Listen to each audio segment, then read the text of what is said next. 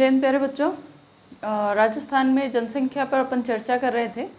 अपन ने राजस्थान की जनसंख्या की विशेषताओं के बारे में पढ़ लिया कि राजस्थान का क्षेत्रफल कितना है, उसकी जनसंख्या कितनी है, भारत के कुल क्षेत्रफल का कितना हिस्सा राजस्थान का है और कुल जनसंख्या का कितना हिस्सा राजस्थान का है, राजस्थान में साक्षरता दर कितनी है, राजस्थान का लिंगानुपात कितना है, और साथ ही अपन ने पढ़ लिया कि राजस्थान में जनसंख्या का वितरण कितना, किस क्षेत्र में सघन है और किस क्षेत्र में विरल है।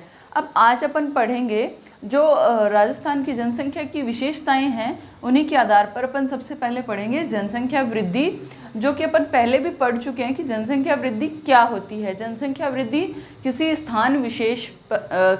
स्थान विशेष में रहने वाले मनुष्यों में किसी निश्चित समय में होने वाली वृद्धि को क्या कहते हैं? जनसंख्या वृद्धि। किसी स्थान विशेष में रहने वाले मनुष्यों में किसी निश्चित समय में होने वाली वृद्धि को क्या कहते हैं? जनसंख्या वृद्धि। ज़्यादातर जनसंख्या वृद्धि को धनात्मक ही लिया जाता है, क्योंकि बहुत कम होता है कि नेगेटिव वृद्धि यानी कमी हो रही है जनसंख्या में या जनसंख्या स्थायी है। और अपन राजस्थान में तो अगर देखें तो राजस्थान में तो क्या है, जनसंख्या लगातार बढ़ती जा रही है। अपन ने पिछले वीडियो में डिस्कस भी किया था कि दशाब्दी में लगभग 23% जो है वृद्धि हुई है जनसंख्या में, राजस्थान की जनसंख्या में, जो कि भारत के औसत से काफ़ी अधिक है, यानी काफ़ी जनसंख्या वृद्धि हो रही है राजस्थान में। तो ये जो वृद्धि हुई है, ये जो अपन 20वीं सदी की अगर अपन बात करें, 20वीं सदी की शुरुआत से अगर अपन बात करें तो उसमें लगभग जो पिछले 50 साल थे उनमें जनसंख्या की उतनी वृद्धि नहीं हुई जितने अगले जो 50 साल बीते हैं उनमें बहुत ही मतलब ये अपन कहें कि दुगुनी या तिगुनी रफ्तार से जनसंख्या की वृद्धि हुई है। तो अगर अपन ये पीछे का पूरा देखें आगे तक, और ये जो समय बीता है, इस समय को अपन 3 भागों में बांटकर राजस्थान की जनसंख्या वृद्धि पर चर्चा करेंगे, जो कि अपनी किताब में दिया हुआ है। और ये जो टॉपिक है बहुत ही इम्पॉर्टेंट है, ज़्यादातर ये क्वेश्चन है वो बोर्ड के एग्जाम्स में पूछा गया है। तो सबसे पहले जो जनसंख्या वृद्धि है वो 3 कारकों पर निर्भर करती है। ये सभी जगह लागू होंगे, चाहे वो राजस्थान के लिए, चाहे वो भारत के लिए, चाहे विश्व के लिए, कि जनसंख्या जो है वो 3 कारकों के कारण ही बढ़ती या घटती है। वो कारक कौन कौन से हैं? जन्म, मृत्यु और प्रवास। सभी को पता है जन्म दर अगर ज़्यादा है, मृत्यु दर अगर कम है, तो वहाँ पे जनसंख्या निश्चित ही वृद्धि करेगी। और तीसरा जो है वो प्रवास। प्रवास में 2 प्रकार होते हैं, उत्प्रवास और आप्रवास। प्रवास का अपना पूरा चैप्टर है, वो अपन कर चुके हैं। अगर आपने नहीं देखा तो आप पिछले वीडियो में देख सकते हैं। और प्रवास का मतलब किसी स्थान से दूसरे स्थान पर स्थानांतरण जो करते हैं लोग, उसको क्या कहते हैं? उनका प्रवास। अब प्रवास 2 तरीके का है, उत्प्रवास और आप्रवास। उत्प्रवास यानी एक स्थान से दूसरी जगह पे जाना, आप्रवास यानी दूसरी जगह से किसी दूसरी जगह पे आना। तो जो जनसंख्या वृद्धि है उसमें दोनों तरीके के ही प्रवास काम में आते हैं, क्योंकि उत्प्रवास है तो उत्प्रवास में क्या हुआ, जहाँ से जनसंख्या दूसरी जगह पे गई है वहाँ पे जनसंख्या क्या हो जाएगी? कम हो जाएगी पिछली जगह पर। आप्रवास में जिस जगह पे जनसंख्या आई है वहाँ पे जनसंख्या क्या हो जाएगी? वृद्धि हो जाएगी। तो इसी आधार पर एक सूत्र है जनसंख्या वृद्धि के लिए कि कुल जन्म दर में से अगर कुल मृत्यु दर और प्रवास को घटा या बढ़ा दिया जाए, मृत्यु दर को घटाया जाए, मृत्यु दर को तो घटाया जाए कुल जन्म दर में से, और प्रवास को बढ़ा या घटा दिया जाए, क्योंकि दोनों तरीके के होते हैं उत्प्रवास और आप्रवास। तो एक घटेगा और एक बढ़ेगा, क्योंकि एक जगह जनसंख्या कम होती है, दूसरी जगह की बढ़ती है। तो दोनों तरीके से इसको प्लस माइनस लिख के लिखा हुआ है ये इस तरह से। तो ये एक फॉर्मूला हो गया कि किसी भी स्थान की अगर जनसंख्या वृद्धि ज्ञात करनी है तो उसकी कुल जन्म दर में से मृत्यु दर घटाइए और प्रवास को घटा और बढ़ा दीजिए, तो क्या आ जाएगी? जनसंख्या वृद्धि। अब राजस्थान में जो है वो जनसंख्या वृद्धि को 3 काल में बांटा गया है। पहला जो काल है वो है धीमा जनसंख्या वृद्धि काल, यानी इस काल के अंतर जनसंख्या जो वृद्धि है वो बहुत ही धीमी गति से हुई। इसका कारण क्या था? इसका कारण था, मुख्य कारण सबसे बड़ा, 1918 का त्रिकाल। त्रिकाल क्या होता है? त्रिकाल में क्या होता है? अन्न, जल और घास, तृण, अन्न, जल और घास, यानी मनुष्य और पशु दोनों के लिए ही भोजन सामग्री बिल्कुल भी उपलब्ध नहीं होती, बिल्कुल भी अनाज का एक दाना भी नहीं उगता। उसको कहते हैं त्रिकाल। तो त्रिकाल के कारण लोग मरे, और त्रिकाल के बाद में क्या होता है, महामारी फैलती है, तो उस महामारी के कारण भी लोग मर गए, क्योंकि स्वास्थ्य सुविधाओं का बिल्कुल अभाव था इस काल में। कौन सा काल था ये? धीमा जनसंख्या वृद्धि काल। 1901 से लेकर 1941 का जो समय था, 1901 से लेकर 1941 का जो समय था वो था धीमा जनसंख्या वृद्धि काल। ये आपके छोटा क्वेश्चन भी आ सकता है कि धीमा जनसंख्या वृद्धि काल जो है वो कौन से समय को कहते हैं राजस्थान में, तो वो समय होगा 1901 से 1941। अब इसमें भी 1911 से 21 का जो दशक था उसमें सबसे कम वृद्धि हुई, और जिसका कारण अपन पढ़ चुके हैं 1918 का त्रिकाल, और उसके बाद में महामारी। और महामारी से लोग क्यों मरे? क्योंकि स्वास्थ्य सुविधाओं का अभाव था।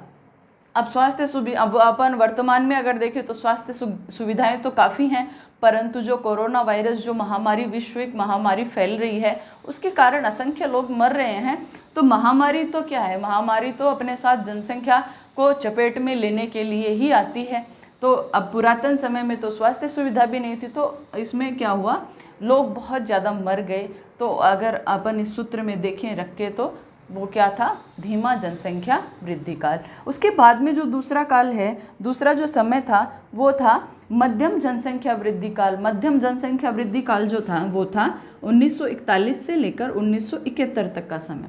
1941 से लेकर 1971 का समय। और इसी समय में हमें पता है कि हरित क्रांति हुई थी 1965 और 66 में।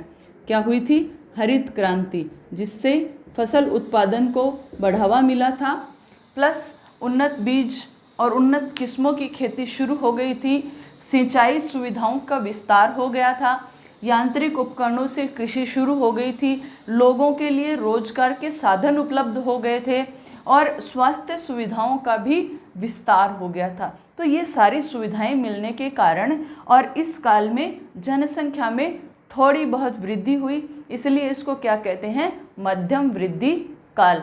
साथ ही इसमें आज़ादी अपने को मिल गई थी, और 1950 के बाद में 1951 से पंचवर्षीय योजनाएं जो है बनने लग गई थी, इसलिए योजनाबद्ध आर्थिक विकास भी शुरू हो गया था। तो ये खूब सारे कारण मिलके और इस काल में जो है वो जनसंख्या को थोड़ी गति मिली, और पिछले की भरपाई पूरी हो गई। पूरी होने के कारण और इसमें जो जनसंख्या वृद्धि हुई उसको मध्यम जनसंख्या वृद्धि काल कहा जाता है। तो धीमा जनसंख्या वृद्धि काल जो था वो था 1901 से लेकर 41 तक, और जो मध्यम था वो था 41 से लेकर 71 तक, और लास्ट में जो 71 के बाद में अब वर्तमान में चल रहा है, इसको कहा गया तीव्र जनसंख्या वृद्धि काल। अब इसमें जो जनसंख्या थी वो बहुत तीव्र हो गई, क्योंकि स्वास्थ्य सुविधाओं का बहुत अधिक विस्तार हो चुका है, गांव तक स्वास्थ्य सुविधाएं फैल चुकी हैं, और जन्म दर लगातार बढ़ती जा रही है, क्योंकि अशिक्षा और सामाजिक जो परंपरागत सामाजिक ढांचा है वो क्या है, परिवार कल्याण को अपनाना नहीं चाहता।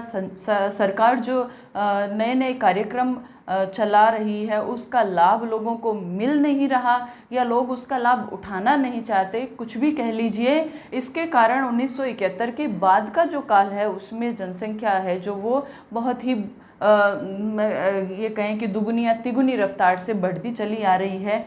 तो इस कारण जो है वो जनसंख्या है वो बहुत अधिक हो चुकी है। वर्तमान में राजस्थान की जनसंख्या लगभग 6.5 करोड़ के लगभग पहुंच चुकी है, जो कि भारत की जनसंख्या का 5.66% है। और इसका मुख्य कारण यही है कि स्वास्थ्य सुविधाओं का जो है वो गाँव तक विस्तार हो चुका है, मृत्यु दर में गिरावट आ चुकी है, परंतु जन्म दर घट नहीं रही है, जिसके कारण जनसंख्या में तीव्र वृद्धि हो रही है। और अब अगला जो टॉपिक है अपना वो है जनसंख्या घनत्व। जनसंख्या घनत्व क्या होता है ये अपन पहले पढ़ चुके हैं कि प्रति वर्ग किलोमीटर में निवासित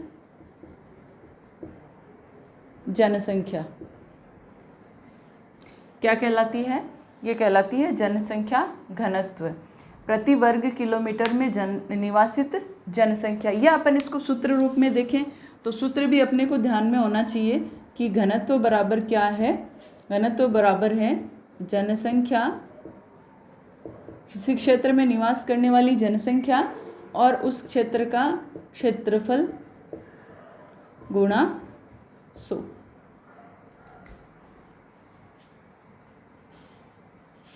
सॉरी, गुणा नहीं आएगा। घनत्व का सूत्र क्या है? जनसंख्या बट्टे क्षेत्रफल।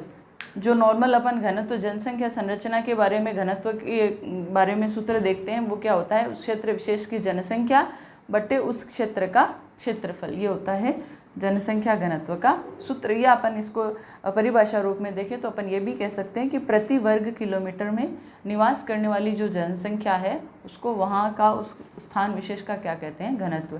तो राजस्थान में अगर अपन बात करें तो राजस्थान में 5 प्रकार से अपन घनत्व को पढ़ सकते हैं, जिसके अंतर्गत अपन सभी 33 जिलों को बांट सकते हैं। तो इसमें पहला है अत्यधिक घनत्व वाले जिले, जिनमें 400 से अधिक व्यक्ति है प्रति वर्ग किलोमीटर में निवास करते हैं, और इसके अंतर्गत 4 जिले आते हैं। सबसे पहला स्थान है जयपुर का, जो अपन पहले पढ़ चुके हैं कि इसका जो घनत्व है वो लगभग 595 या 600 व्यक्ति प्रति वर्ग किलोमीटर है, यानी जयपुर है वो राजस्थान में सबसे अधिक घना बसा हुआ जिला है। उसके बाद में भरतपुर है, दौसा है, अलवर, यानी पूर्वी जो उत्तर पूर्वी जो जिले हैं वो इसके अंतर्गत आते हैं, अरावली के उत्तर पूर्व में स्थित जो जिले हैं।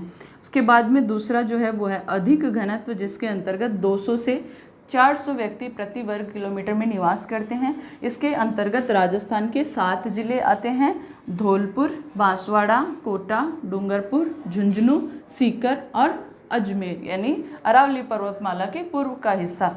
तो ये हो गया अधिक घनत्व का। और उसके बाद में है मध्यम घनत्व, जिसके अंतर्गत 200 से 300 व्यक्ति प्रति वर्ग किलोमीटर में निवास करते हैं। इसी में भी राजस्थान के 7 जिले शामिल हैं: सवाई माधोपुर, सिरोही, भीलवाड़ा, करौली, उदयपुर, राजसमंद और झालावाड़। उसके बाद में न्यून घनत्व पे आ गए अपन। न्यून घनत्व जिसमें 100 से लेकर 200 व्यक्ति प्रति वर्ग किलोमीटर में निवास करते हैं, जिसके अंतर्गत अपना जिला चूरू भी आता है। इसके अंतर्गत 12 जिले राजस्थान के शामिल हैं, जो कि हैं टोंक, चित्तौड़गढ़, बूंदी, नागौर, प्रतापगढ़, हनुमानगढ़, श्रीगंगानगर, बारां, जोधपुर, चूरू, जालौर और पाली। और लास्ट में न्यूनतम घनत्व, जिसमें 100 से कम व्यक्ति निवास करते हैं, यानी क्षेत्रफल बहुत अधिक है परंतु जनसंख्या उसके अनुपात में काफ़ी विरल बसी हुई है। तो ऐसे कितने ज़िले हैं? 3 ज़िले हैं: बीकानेर, बाड़मेर और जैसलमेर। जैसलमेर तो सबसे न्यून बसा हुआ जिला है, जिसमें कि 17 व्यक्ति प्रति वर्ग किलोमीटर में निवास करते हैं, यानी जैसलमेर का जो घनत्व है वो है 17 व्यक्ति प्रति वर्ग किलोमीटर। तो ये अपन ने राजस्थान की घनत्व को पढ़ लिया, राजस्थान का जो वृद्धि और जनसंख्या वृद्धि काल थे उनको पढ़ लिए। दोनों ही टॉपिक काफ़ी इंपॉर्टेंट है, इसको आप अच्छे से पढ़ लीजिए।